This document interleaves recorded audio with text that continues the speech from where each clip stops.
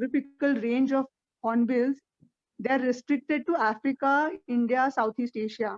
So we, as India, we are blessed to have them in our country because you don't find them everywhere else. Next, please. So if you see some of the numbers, so in world you find 54 hornbill species. I think now the number is increased, out of which we are really blessed to have 9 of them. From that, Arunachal itself has 5 species, and Pake, in one place you can see 4 hornbill species. So that makes Pake Tiger Reserve a really special place. Next. Just for you to see some photos of hornbills all over the world, you can, next please. Yeah, I'll just. So you see these birds are black and white over their body, and the whole coloring happens on the horns and their neck and around the eyes. So they are really beautiful. Next. Coming back to Pake, so Pake is also a very special place. It's a very young tiger reserve. As you can see, it's only been a tiger reserve since 2002. It's a huge area of 862 square kilometers. There's an altitudinal difference from 100 to 1,500 meters. It's a rainforest. It's one of the last remaining pristine forests in Arunachal on such a large scale. It's a global biodiversity hotspot, and a very important thing about Pake is that, as you probably everybody is aware, that hunting is part of tribal culture. But here, in the Nishi communities, you can see that the ex-hunters have been working in conservation since 2006. Next. Just to give you an idea about where Pake is, so if you can see in East Coming District, Pakui Wildlife Sanctuary, it's right on the border of Arunachal and Assam border. Next. It also shares one of the boundaries with Nameri National Park. So Nameri National Park and Pake Tiger Reserve are on a landscape level, it's one, but because it comes in 2 different states, they're called 2 different sanctuaries.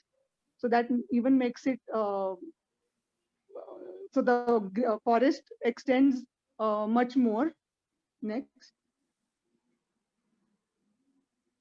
So we saw how hornbills are globally important. There's also a lot of local importance of this bird in Arunachal. In Pake, you get tribe called Nishi. So it's their symbol for the for Nishi, because they wear the bill of the hornbills on their headgear. Also, it is a state bird of Arunachal. Next.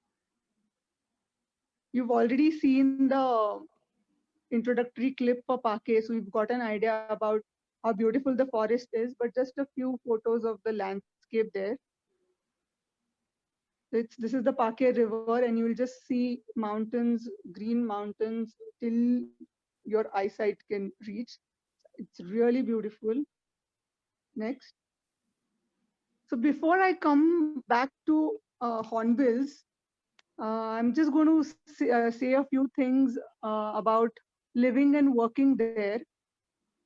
Because I just realized, that 10 years is a long time, and you can only enjoy working, maybe it be conservation or wildlife or research, if you really, hit the chord with the local community, with the people there, because in the end it becomes your family. So these are the people, Rasham, Kumar, and Khem, who guided me in the forest. Being a city girl, I had poor direction sense in the forest.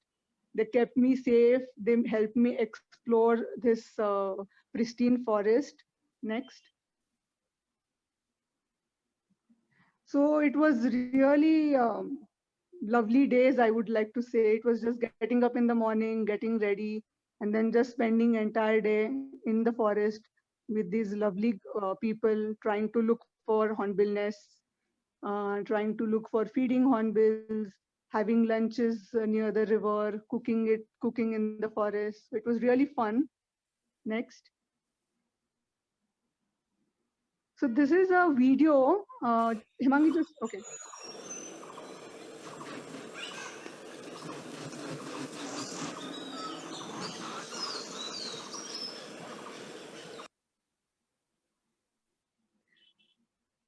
So you heard the noise of the wings that the hornbills make when they fly.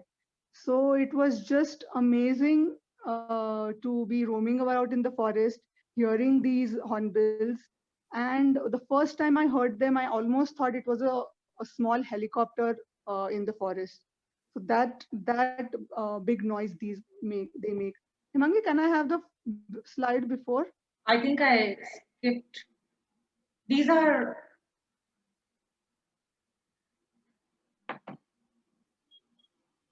Give me 1 second. Yeah, yeah. I think I.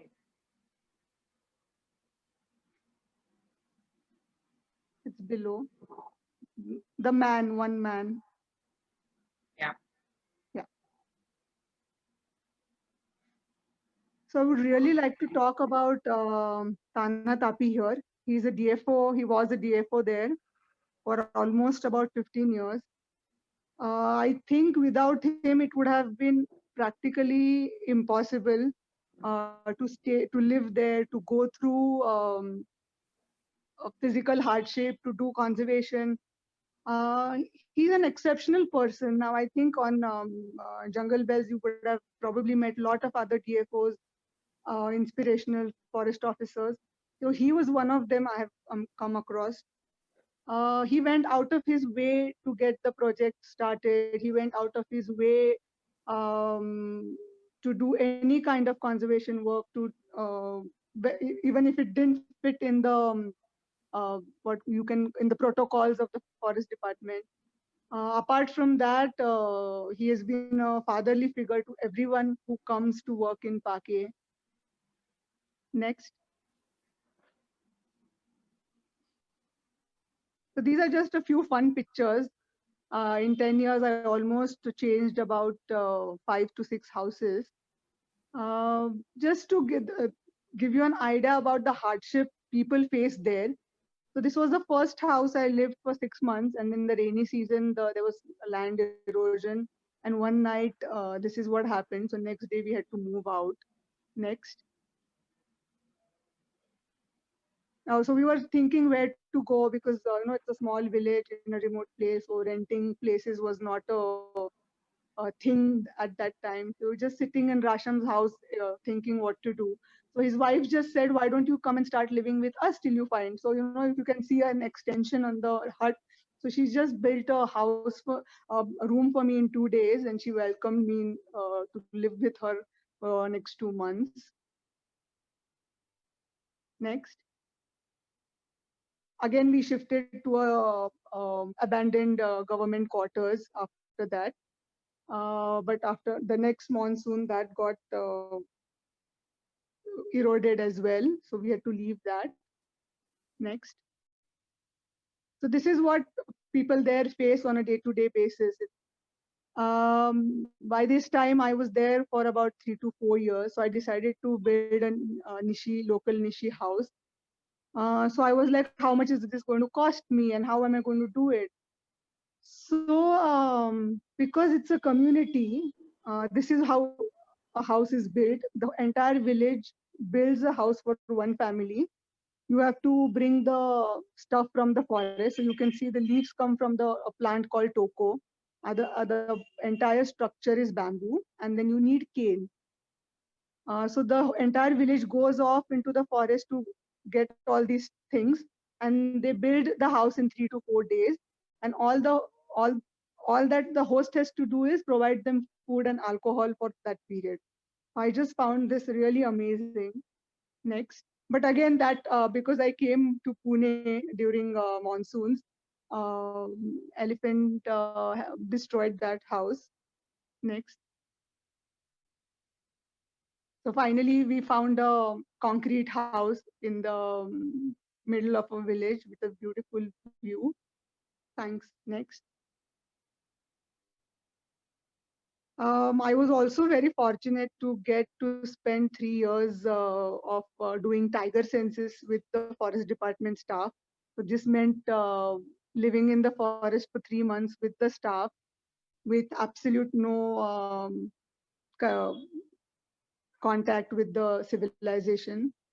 So it was just amazing to know what kind of hard work and hard life these guys live with just really minimum kind of logistical support. So it's a 52 kilometers of road which goes across Paket Tiger Reserve, and there are anti-poaching camps every 5 kilometers.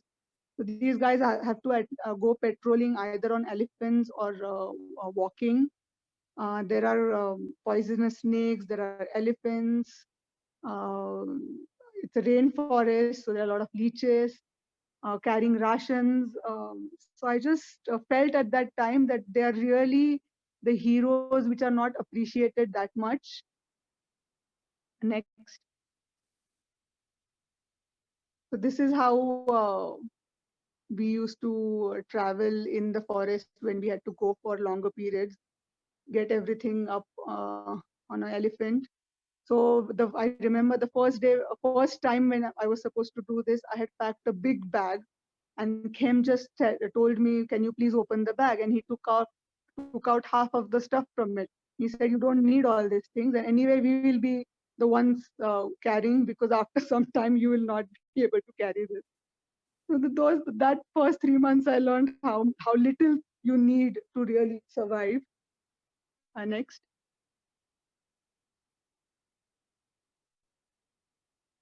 During this time, I stayed in the anti-poaching camp. This is how they look.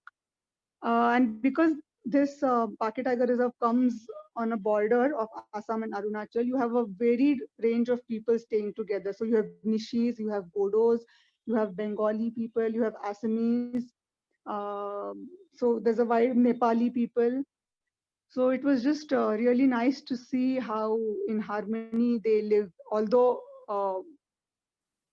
we get to hear about the communal problems of Bodos and Naxalites, but it's really heartwarming to see how coordinately all these people from different communities live together and work for saving the forest for minimum economic benefits for us, I guess. Next. So this is a funny story and a strange story I would like to share. So one day I was sitting at Tanatapi's place. I just recovered from malaria. So he was giving me medication and stuff. And one person comes running and says, there's a chimpanzee. He was talking something in Nishi, but all I could hear is chimpanzee, chimpanzee.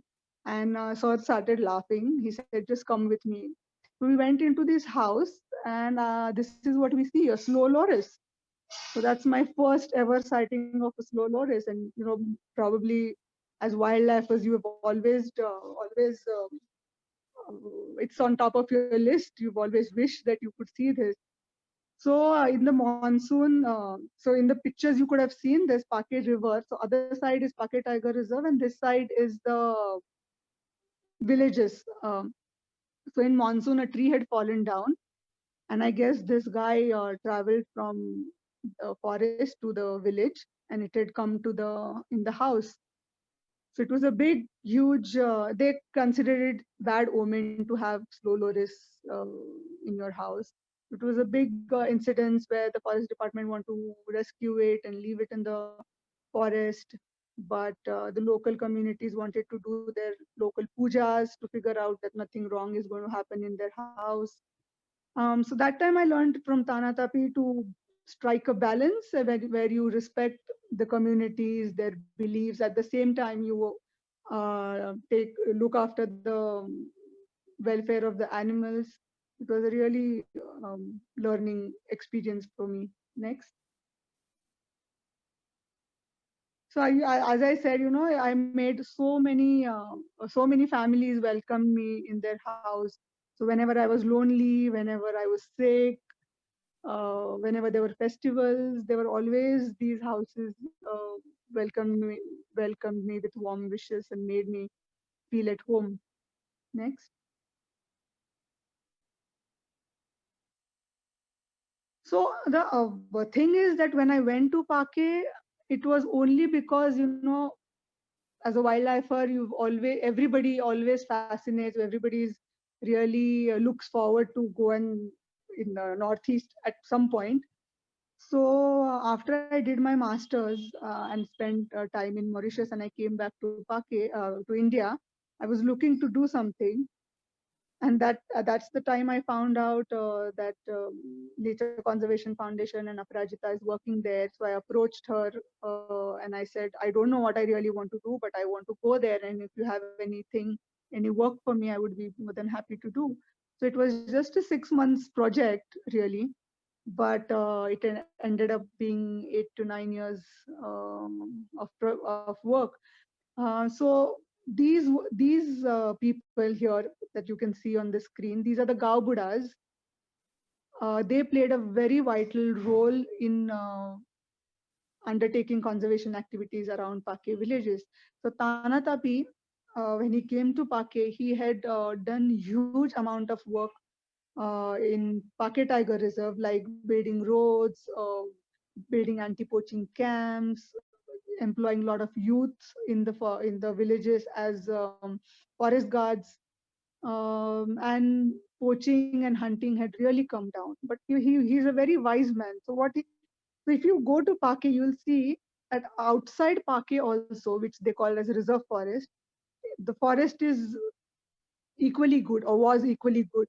So he wanted to do something to have conservation activities there also. So he took help of these Gao Buddhas and started a local NGO called Ghora Abe. Ghora means elderly fatherly figure, and took conservation activities through them and to spread awareness in the villages. Next.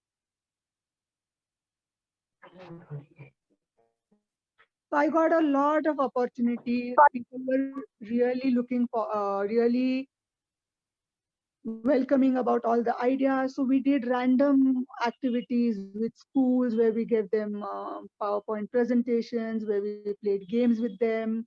When I went first, plastic was not an issue. I remember not be able to buy a Maggie, but over the years, Maggie, shampoo, biscuits, chips had been started introducing. We did cleaning programs. We did slideshows with elderly people. So it was a lot of fun activities. Next.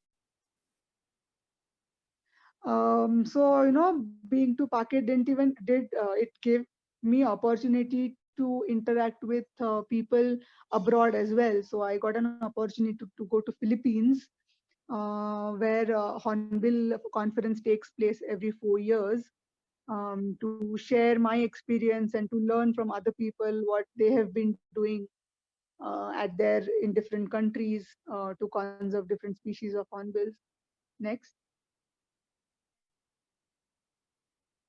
Also, we did an event in Pune with Jividha to raise money for hornbill conservation in Pake, and we just had a really overwhelming response from people. People came for 3 days. They donated. They showed interest in the talks and the exhibitions.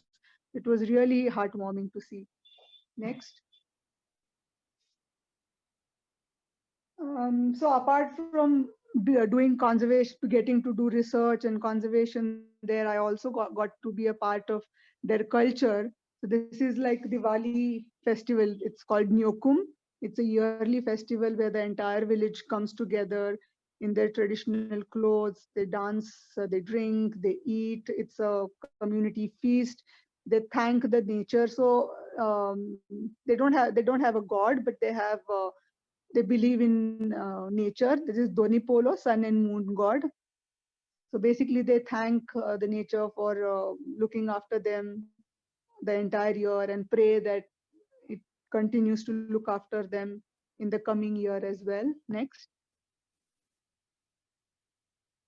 These are just a few fun pictures. These were the kind of bridges people use to cross rivers in Pake. In below you can see his Das Babu. That's the only restaurant there was when we were there, where he used to give us paratha and omelette. And that's the children's lunch time. You can see how lucky they are to just be able to eat their food in such pristine habitat and be able to wash their hands in the river. Next.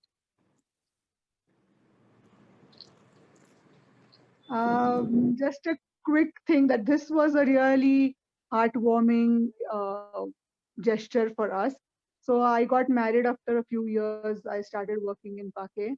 I invited them to come to Pune, but they said, you don't have alcohol and non-vegetarian food. So what kind of a wedding is this? Instead, we would like to arrange a wedding ceremony here in Nishi style for you and your husband. So that time I just really felt that how much they had given me place in their lives. My husband is an anthropologist, so he was really thrilled with this idea. He really enjoyed this wedding. So they had made he had a set of parents, I had a set of parents, and it was a complete 1-2 day ceremony. Next.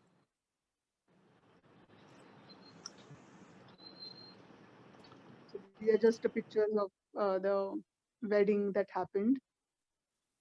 Next. My daughter was also really lucky to have spent first 3 years of her life there. You can see the lady who's carrying the baby. She's Sheetal. So, all these years, so many people inspired me there, like Kumar and Khem. The adversities they come from, the minimalistic lifestyle they have, but still how happy they are, how willing they are to play a part in conservation. So Sheetal was one of them. So she came when I went there with my daughter. She came there to look after her. Uh, Over 1 year, she got so much interested in what we were doing in the forest with the communities. So not that it matters, but just to give you an idea as how what background she comes from. She was married at a very young age. She got divorced at a very young age. She'd never been to school, but she said, I want to work with you. So she trained herself in photography. She trained herself to go into the forest, and now she works there. She's the only woman who works in conservation, working with kids, working with communities, doing research in the forest. So it was really inspiring. Next. So coming back to hornbills, so Pake, as I said earlier, Pake has 4 species of hornbills. This is the great hornbill, which is the biggest hornbill. Next. This is a pair of great hornbills. Next. This is rufous-necked hornbill. These they are found at a really little higher elevations. So I didn't really work with them, but they are found in Pake. Next. Rufous-necked again. Next. This is wreath hornbill, male. The female has a blue pouch. Next. This is a wreath hornbill on a nest. This is oriental pied hornbill. This is one of the smaller species found in Pake. Next. Just all the 4 species at one glance for you. So hornbills really have a very unique nesting period, nesting style, feeding style. They move on a very large distances, And another unique thing about them is roosting, which I'll just talk in a few minutes. Next. So hornbills are secondary nesters. They don't really build their own nest. They build nests. They modify nest cavities that are done by smaller birds, or when the branches break off and there is a hollow created. And you can see that they need huge trees. So that is, we are standing at the buttresses. So these are the buttresses where the trunk hasn't even started. There are really huge tetramelis trees that they need to nest on. Next.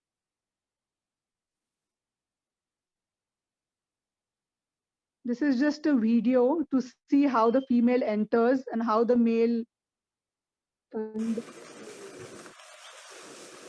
tries to get her into the nest.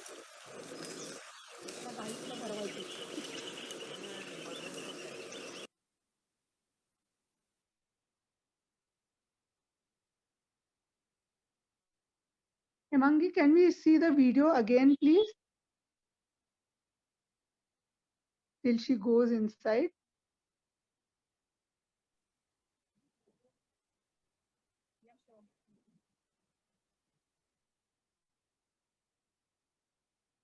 If it's a problem, we can see it later.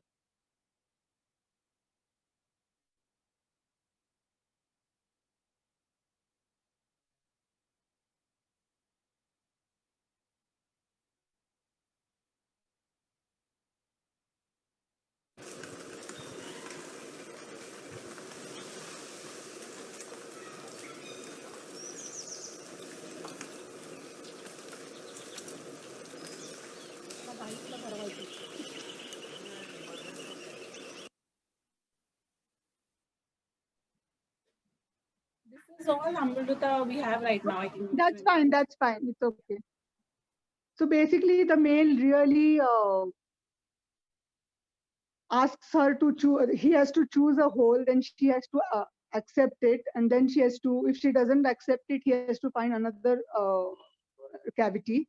So it's a really some pairs they nest in a week. Some pairs take 2 to 3 weeks to finalize a cavity. But once a cavity, they have found a cavity, they stick to it for over the years, unless some other bird or some other animal like monitor lizards shoo them off.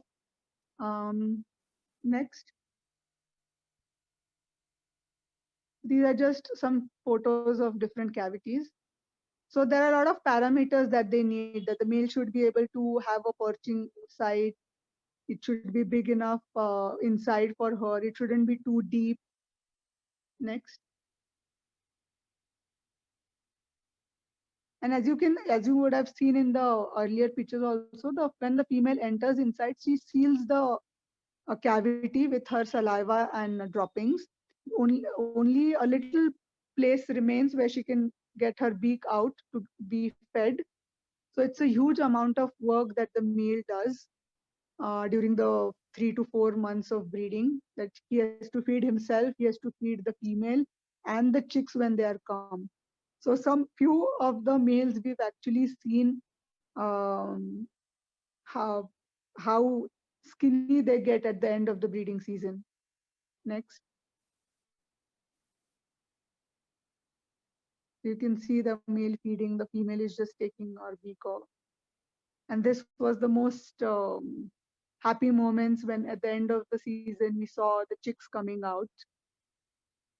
These are the just to give you an idea that we GPS all the nests and just to see a pattern as how these three different hornbills share the same habitat without being competitive, or how they are living together.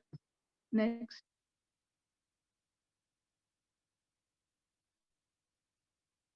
So more hornbills are mostly frugivores. They eat fruits. Next. Only when the chicks come out, they shift to more of a carnivorous diet where they eat frogs and lizards, snakes, small snakes sometimes for protein intake. Next.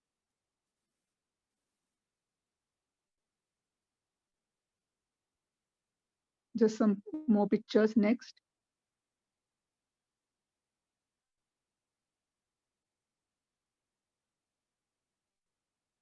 Next. So the hornbills fly long distances. And one of our colleague, Rohit Nanivedekar, had done had tagged a few hornbills to see their travel pattern and how where they go in winters. So it's huge amount in kilometers. These birds cover the forest for breeding, for feeding. Next.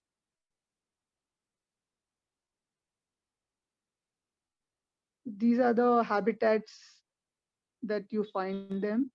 Next. Roosting is one of the other interesting thing, and we one of the things that we really enjoyed, because in the evening you'll see uh, lots of hornbills coming in flocks just before the sunset to roost, to sleep together. Next. This was our favorite part of our job, to just sit on the river in the evenings, um, to wait for the sun to set and to count how many hornbills came to roost every evening. Next. So there are different hypotheses that as to why hornbills come in roost. One is to it acts as a communication point for where the fruiting trees are.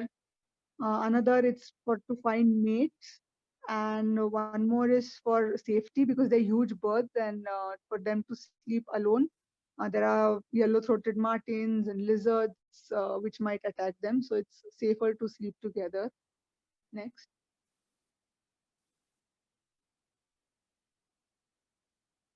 You can see them pairing up, preening each other, cleaning each other, feeding each other. Next. Next.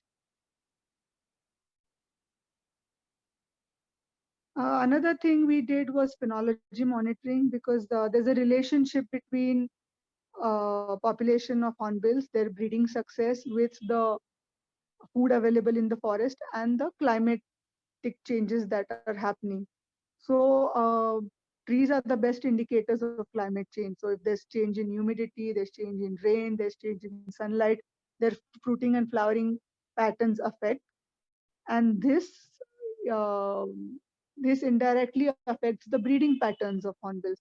So for the female hornbill to go inside the nest and seal herself, they have to be sure that enough food is available in the forest for them, uh, to feed her and the chicks. So we have seen a change in the entry dates of females in the nest over the years. So it's probably um, long-term data over 10, 20, 30 years will give a pattern and see if there's a significant relation in this. Next. Apart from this, they are really ecologically, they play an important role.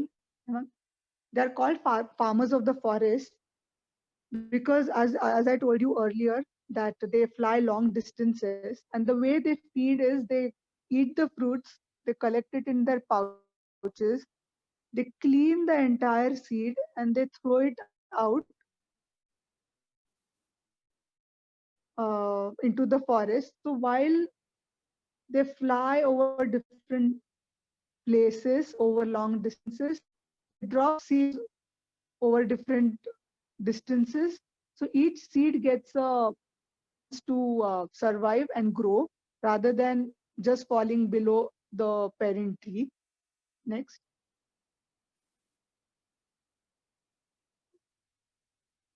So as we say that, if we have a tiger in the forest, it's an indicator of a good quality of forest. So same goes with the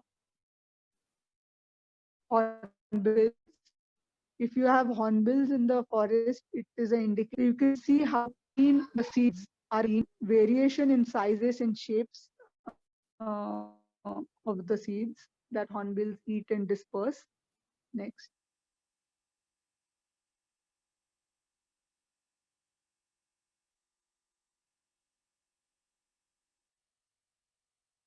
Next, please.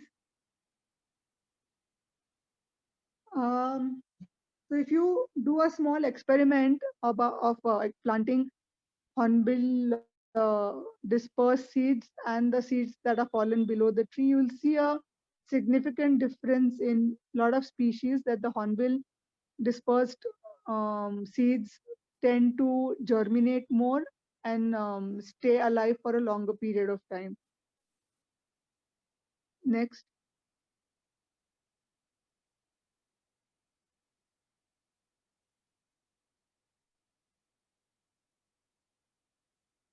Like everywhere else, there's a problem for hornbills to survive because of logging. Next.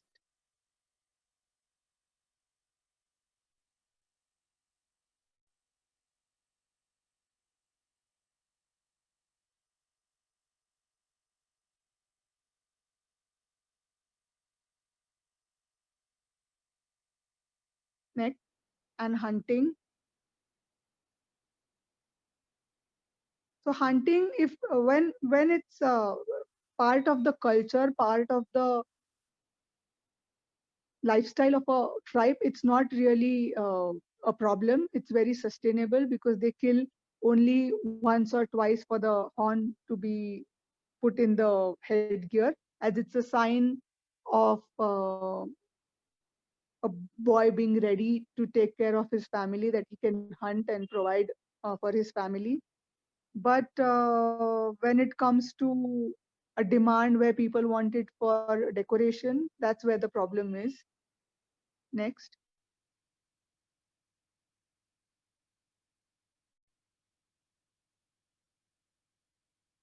So then, what needed to be done?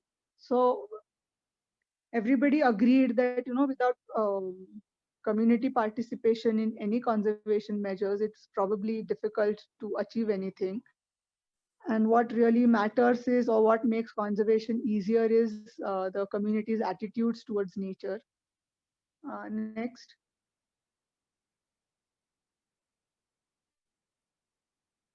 We started a program called Hornbill Nest Adoption Program. This has been successfully done in Thailand for 25 years. So the concept is that there are three sets of parents for a hornbill. There are biological parents who do the biological work of nesting and breeding. Then there is local guardian, the villagers, who find nests around their village and make sure that they are protected, make sure that the tree is not cut down, make sure that the pair is not hunted, and the urban citizens who adopt nests and support the program financially. So all the costs to run the program are done through their donations. Next.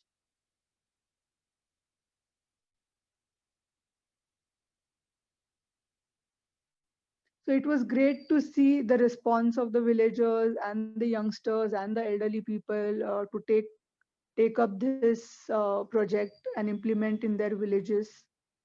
Next.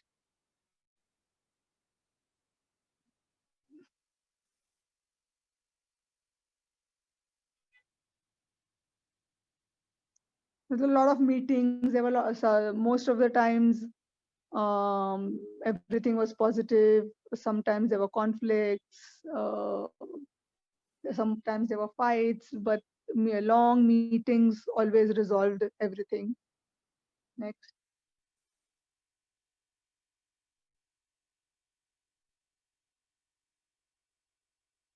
So these are the team members of the who used to explore the forest in adverse conditions, and because the hornbills tend to choose the monsoon period for breeding, and monsoons in Arunachal are really something. So it was a lot of hard work for the people to go out to those nests to monitor on a regular basis. There were a lot of leeches, snakes, the rivers were swollen, but all of them did it with a smile on their faces. Next.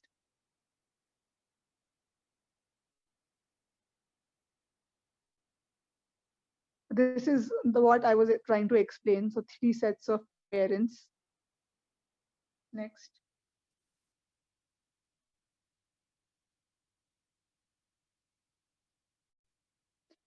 These were the 3 Gaubudas that really played a crucial role in getting this project off the ground. Really wise men, amazing knowledge of the forest. So the 3 pillars, I would say. Next.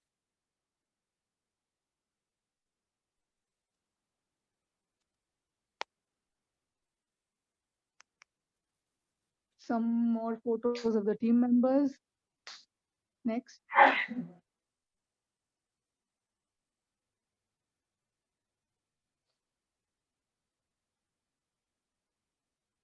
Next.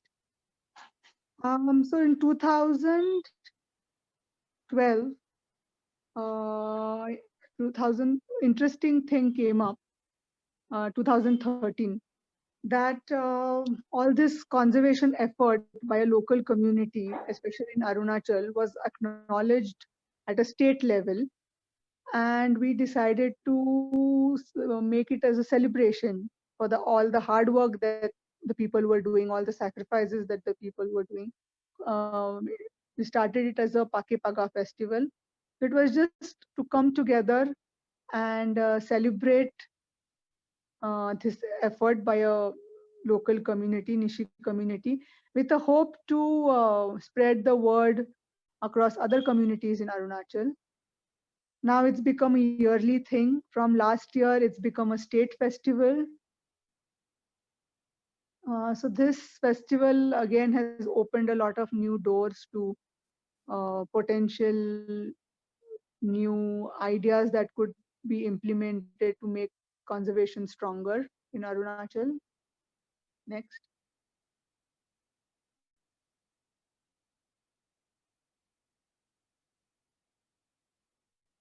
Also, they have started ecotourism there now since last 6-7 years, where they've opened homestays and cottages. It's very nice. A lot of people have visited. Still, we don't get that many people to make it profitable, but we are working on that. This is something, the festival and ecotourism is something I really am looking forward to get more involved in near future. Next.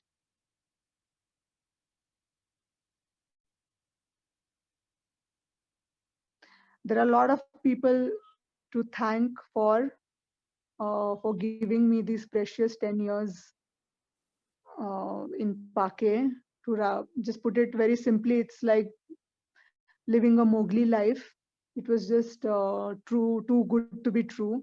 There's Aparajita, who's the senior scientist in NCF, Tana Tapi, the entire forest department, Kumar, Khem, Rasham, other field staff that really increased later to about 20-30 staff members, Ghorabe Society, all the volunteers we've got over the years from schools and colleges in the cities, the local communities who have supported us.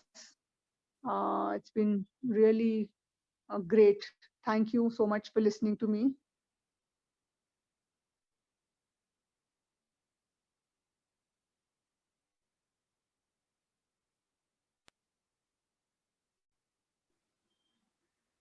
Thank you so much, Amrita, for the wonderful presentation. It was really, very enlightening, and Looks like you've spent some really thrilling time in the sanctuary. This makes us want to visit. Actually, that would be probably my first question. That would you be able to shed some light on how one can visit the sanctuary? Like, what is the So, best way to get there? I think, and then the accommodation. Like, where can one get information about that? This? I'll share the details with you. Okay. So normally, because it's not yet very much destination like Kanha and Bandhavgarh. So over the years, what we have been doing is whenever we get any inquiries or people who are interested, we make a package for them where if they're going such a long distance, they also cover Kaziranga and Nameri or Eagle Nest if they want. So it's a 8 to 9 days program where they get to spend more time in Pake, along with also visiting the other close by parts. I'll share with you the details about the contact details as to how you do the booking for accommodation and Okay. Perfect. Madam, may I ask? traveling, local traveling from Guwahati to Teen. Then probably you can share it with. Yes, absolutely. Or if We'll, anybody listening is interested in contact me, yes. We will put it up on our Facebook page and Insta, once you share the details with us. And then we can even guide people to you if we get inquiries about going to Pake. Madam, can I ask one question? Myself, Praveen Kumar. Yeah, sure. It's a nice, madam, it's a nice presentation. I'm from Pune. Hello. Yeah, we can hear you. So in city also that is locally that is grey hornbill are available. Grey hornbill we can see. So what is the similarity between these hornbills and? I can't hear. He's asking, can you hear me, Amrita? I can't hear. Sorry. Can you hear me now? Hello. I think Yes. Yes. Okay. You can repeat your question, sir. So that hornbill, local grey hornbill is available in, we can see in locally also. So what are the similarity between these grey hornbill and Yes. or how we can observe them or how we can study? So grey hornbills, it's very interesting that how they have managed to do so well and how they have modified themselves to live in the cities, unlike a great hornbill or rufous neck or wreath hornbill, who are becoming vulnerable due to losing their habitats.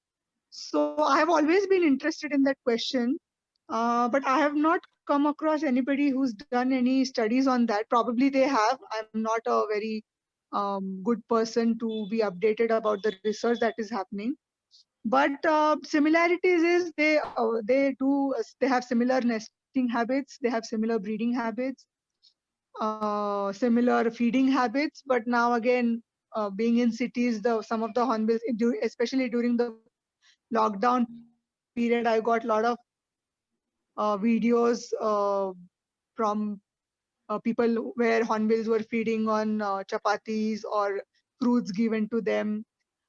They've also nested in a concrete hole, which was not in a tree. 2 photos I got. So probably they are being adaptive. One interesting thing really would be to map hornbill nests found in and around Pune and monitor them really. Yeah. Opportunity for someone to do research. Okay, thank you, madam. Another thing, Amrita, so how did you communicate with the Nishi tribe over there? Do they speak anything other than their language, or? They speak a different dialect of Hindi. Okay. So that part wasn't. So communication was not. No. Also, I think, would you be able to tell us a little bit more about the adoption scheme, the nest adoption, and again, how can people? Is it still going?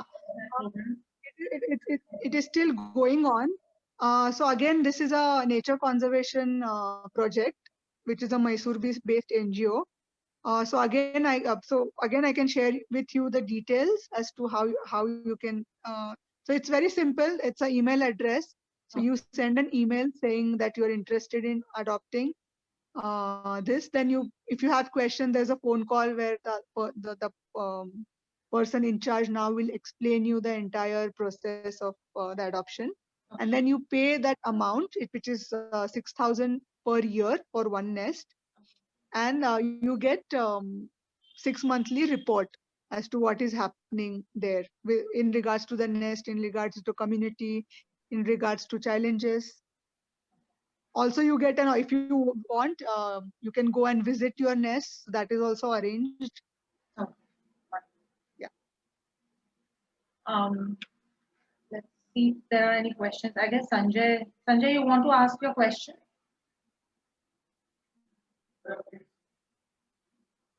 You want me to? Okay. Hello. Hello, Sanjay sir. Hi, Amruta. It was wonderful, and we are really grateful to you. And it's not about just Amruta as an individual, but I really want to thank you for opening up new path for many youngsters. And I think there lies the hope for conservation, not of just hornbills, but many species which are just endangered like hornbills. My one question is, obviously, afforestation is the major problem. Deforestation is rampant, and hornbills need some specific trees, as I can see from your presentation, for their roosting, nesting, and all those things. So, does Forest Department tries to plant some specific trees and create a habitat for like we have got tiger sanctuaries? Okay, so does Forest Department trying to do something like that for hornbills, or can it be done anywhere?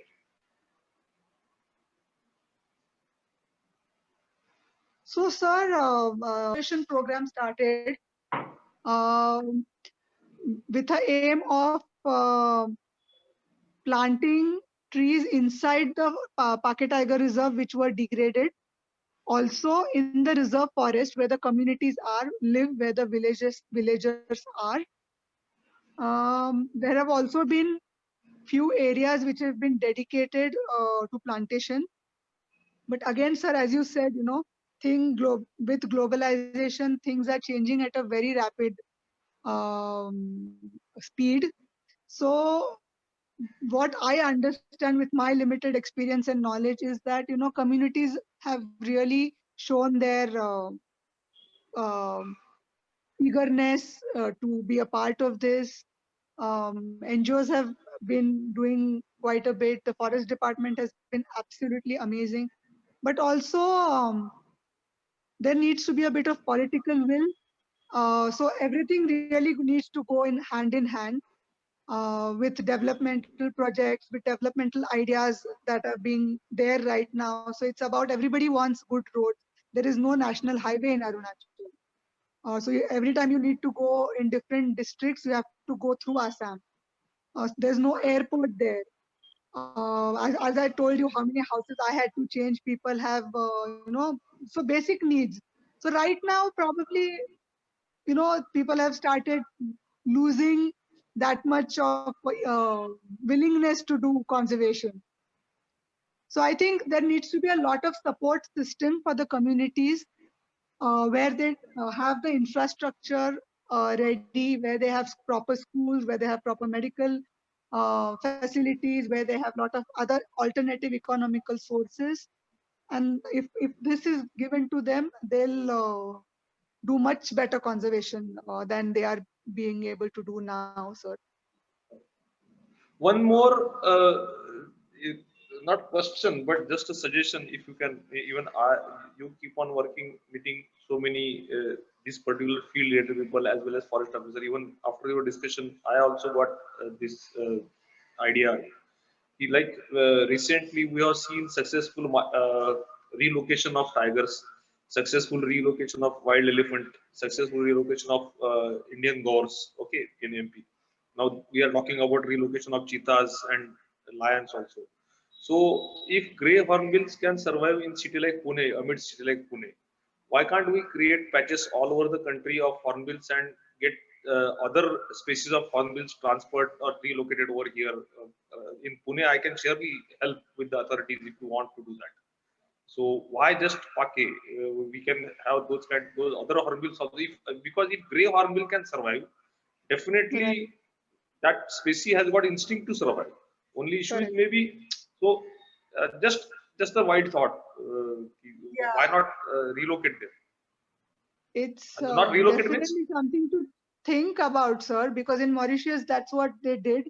Lots of hands-on conservation, captive breeding, reintroduction, supplementary feeding, providing with nest boxes. That's definitely, sir, something that can be looked into. yeah. But again, I think that will need a lot of planning and a lot of funding, I think. But something definitely worth looking into. Yeah, definitely. Yeah. Thanks. Thank you, Amrita. Thank you so much for agreeing to come and speak on our platform. And I'm sure everybody who listened really enjoyed, and it was very enlightening and inspiring even to hear a woman going and living alone in such conditions, like you said. Many a times we hesitate to do something different like that, just out of fear of being alone somewhere uh, where we don't have a male support that we know. So yeah, I think it was really it was a very heartening talk. We would also Thank you like to so much thank, for having me. and we will be in touch with you to get more details. We can put them up on our like I said, on Insta and FB, so that people can know more about it. Would also like to thank Sanjay Deshpande of Sanjeevani Builders for being our mentor and our support in this venture.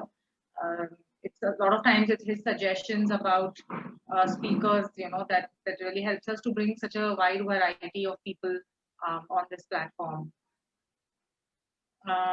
So our also I would like to say that our next speaker is going to be Mr. Govind Sagar Bharadwaj, who's the ACCF of Rajasthan, and he's going to be on our program on 23rd of November. We will be putting up reminders on our Insta, as well as when the actual program is. We'll be sharing the link of the program. He's going to be talking about wildlife of deserts in India. So it will be a completely different topic again. So we look forward to seeing all our viewers here again on the 23rd of November. Thank you so much. Thanks again, Amrita, and have a good night, everyone.